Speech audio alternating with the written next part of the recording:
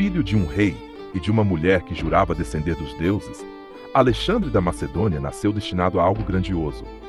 Desde pequeno, o príncipe foi cercado por histórias de heróis como Aquiles e Hércules, e acreditava de verdade que o sangue desses semideuses corria em suas veias. Seu pai, Filipe II, era um rei guerreiro, que transformou a Macedônia em uma potência militar. Sua mãe, Olímpia, era uma mulher mística, intensa, e alimentava no filho a convicção de que ele tinha uma missão divina.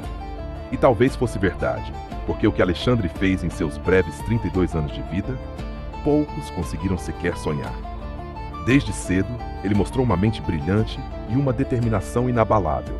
Foi aluno do filósofo Aristóteles, que lhe ensinou sobre filosofia, política, ética e o fascinante mundo além da Grécia. O jovem príncipe não queria apenas conquistar terras, queria compreender o mundo e, se possível, dominá-lo. Aos 18 anos, Alexandre já lutava ao lado do pai em batalhas decisivas. Quando Filipe foi assassinado, o jovem de apenas 20 anos herdou o trono e um império instável, cercado de inimigos internos e externos. Muitos duvidaram que um rapaz tão novo conseguiria manter o poder. Eles estavam errados.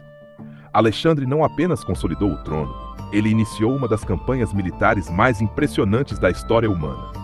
Seu primeiro passo foi unificar a Grécia sob seu comando. As cidades-estados, que por séculos brigaram entre si, agora marchavam juntas sob a bandeira macedônica. Mas Alexandre queria mais.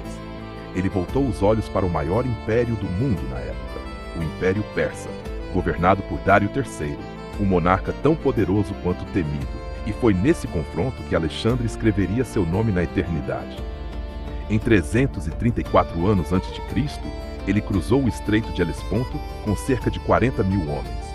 Ao pisar em solo asiático, lançou uma lança ao chão e declarou: "Aceito esta terra como presente dos deuses." Foi o início da conquista da Pérsia. Nas batalhas de Grânico e Isso, Alexandre demonstrou genialidade tática. Sempre na linha de frente, lutava como um soldado comum, mas pensava como um estrategista imortal. Em Isso, derrotou Dário pela primeira vez, e o rei persa fugiu, abandonando esposa, filhas e riquezas. Alexandre, em gesto raro de nobreza, tratou a família real com respeito. Ganhou fama não só de conquistador, mas de homem justo. Em seguida, marchou para o Egito. Lá foi recebido como libertador. Os egípcios o viram como enviado dos deuses e o proclamaram filho de Amon, o maior dos deuses locais. Foi ali que Alexandre começou a acreditar, de fato, que era algo mais que humano. Fundou uma nova cidade, Alexandria, que se tornaria um dos maiores centros culturais da antiguidade. Mas ele ainda não havia terminado. Em 331 anos antes de Cristo, encontrou novamente o exército de Dário, desta vez na Batalha de Galgamela. O rei persa reuniu uma força gigantesca, superior em número e recursos. Mas Alexandre não recuou.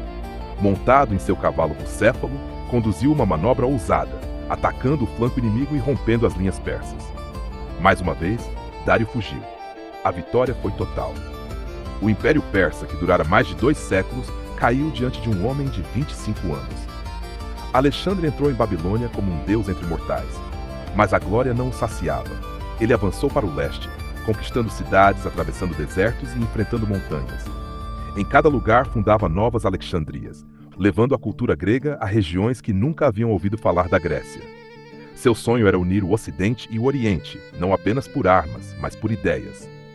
Adotou costumes persas, casou-se com Roxana, uma princesa local, e incentivou seus soldados a fazerem o mesmo.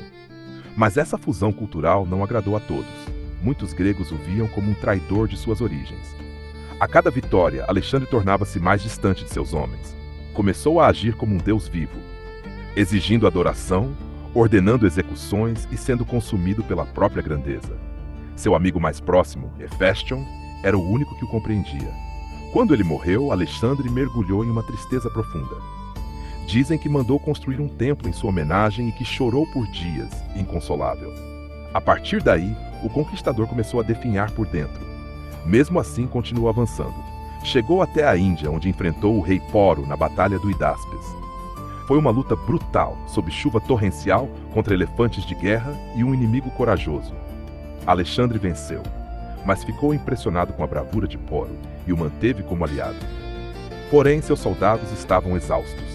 Tinham marchado por anos, atravessado desertos e rios e lutado em dezenas de batalhas. Quando Alexandre quis seguir ainda mais longe, rumo ao leste desconhecido, o exército se recusou. Eles queriam voltar para casa. Foi a primeira vez que Alexandre teve de ceder. A volta foi uma jornada amarga. Atravessando o deserto de Gedrósia, muitos morreram de fome e sede. O sonho de conquistar o mundo começava a se desfazer. Em Babilônia, ele ainda planejava novas campanhas. Queria explorar o Mar Arábico e talvez chegar à África. Mas o destino tinha outros planos. Em junho de 323 anos antes de Cristo, Alexandre adoeceu misteriosamente após um banquete. Febre alta, dores e fraqueza tomaram seu corpo. Durante dias ele não conseguia falar, apenas observava seus generais chorando ao redor de sua cama. Quando perguntaram a quem deixaria o império, respondeu apenas: ao mais forte. Essas foram suas últimas palavras. Tinha apenas 32 anos. Em pouco mais de uma década, havia conquistado o maior império que o mundo antigo já viu, da Grécia até a Índia. Mas sua morte abriu uma guerra entre seus generais, conhecida como a Guerra dos Diádocos, que dividiu tudo o que ele havia construído. O império de Alexandre se desfez, mas o legado cultural que deixou jamais desapareceu. As cidades que fundou espalharam a língua grega, a arte e o pensamento helênico por todo o Oriente. Durante séculos, os reis e conquistadores tentaram imitá-lo e falharam. Porque Alexandre não foi apenas um homem, ele foi a própria encarnação do desejo humano de ir além de todos os limites.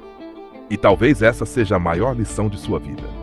O mesmo fogo que o fez conquistar o mundo foi o que o consumiu por dentro.